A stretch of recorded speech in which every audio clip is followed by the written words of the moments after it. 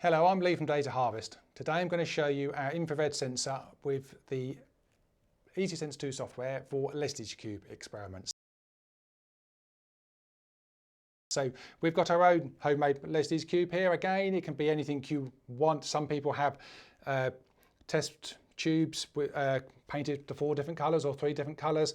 There's real ones you can buy. There's electric. We've got hot water one. Hopefully you can see the steam coming off here. We've just poured hot water into it from a kettle. Got a ruler to make sure I keep the same distance away each time. And I've also got here my infrared sensor. Now, our sensors are Bluetooth and USB. So I'll just turn this off so I can turn it on again to show you how it works. So USB and Bluetooth, so Bluetooth's built in. Infrared through here.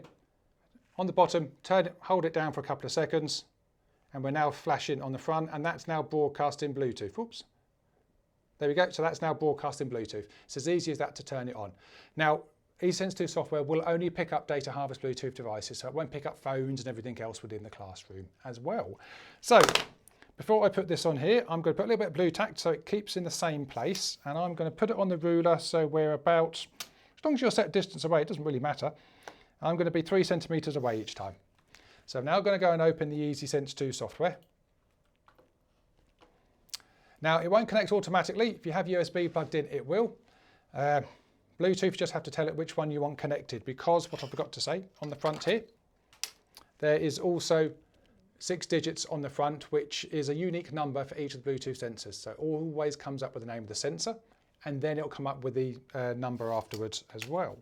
So we pop this on 3 centimetres there. So when you click devices on the EasySense 2 software, it comes up with everything you've actually got. Other people in the building, as you can tell, are using blood pressure and motion. But if I click on infrared, click, connect. Takes a couple of seconds to connect. Different ranges you can use. I want irradiance on this one. That's going to be more than enough for this experiment. It goes up to 2000 watts per metre squared, so that's fine. So we can now click on here. Now I need to set my graph up a little bit different. I could do this against time, but as I move it around to the 4 different sides, you'll get all the irrelevant data in between. So I'm actually going to use snapshot for this. But before I do that, I'm going to have it set up so I can have a bar chart one side, and on the other side a table, because I also want to add comments as I go down on my different sides, my silver, my white, and so forth. So if I now click setup, I don't want continuous, as I said, I want snapshot.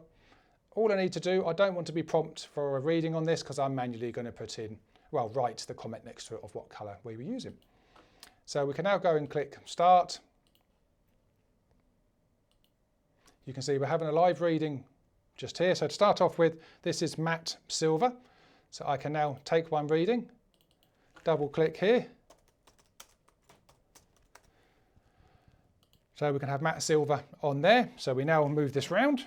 Now again, snapshot is really cool because you only take a reading when you want to with snapshot, and the data in between is irrelevant. So now that we're ready, it's round. I can see on the right hand side it's settled. I can now take a reading. This one is white. We can now move this around again. Now obviously you can move if you want. You can work around it. You've got 2 students doing this, one on the PC or laptop, iPad, whatever you're using, and the other student could move that round. So you can easily have 2 or 3 students doing this experiment. Now this is going to be silver.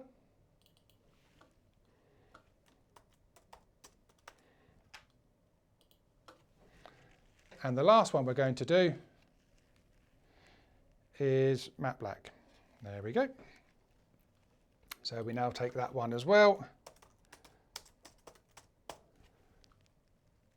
Whoops, taking too many readings. On here, that's what I'm meant to do. There we go.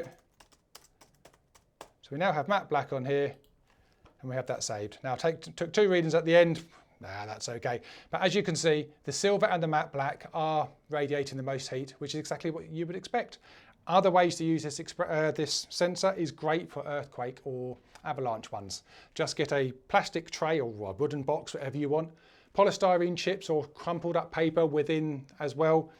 You can then get little hot water, little bottles filled with water, hot water, put it in. You can do a grid system, A1, A2, A3, B1, B2, B3, and go over all of them. And when it spikes, you know you found a body, and that's where you would dig. Okay, that's a nice one to do. Close experiment. You can have single cuff, double cuff, one layer, have a coat on, have a hat on, do clothes retain heat? That's a nice one to also do, as well as the darker the hair colour, the more the person will radiate. Doesn't matter if it's male or female, but try and get similar style hair, and then you can get different colours of hair and prove the darker the hair colour, the more the person will radiate. So there's lots of experiments to do.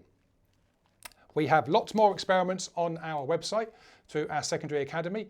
If you go through our website, which is data-harvest.co.uk, the experiments, well, the videos are in three ways. One, you see how the Bluetooth sensors are used.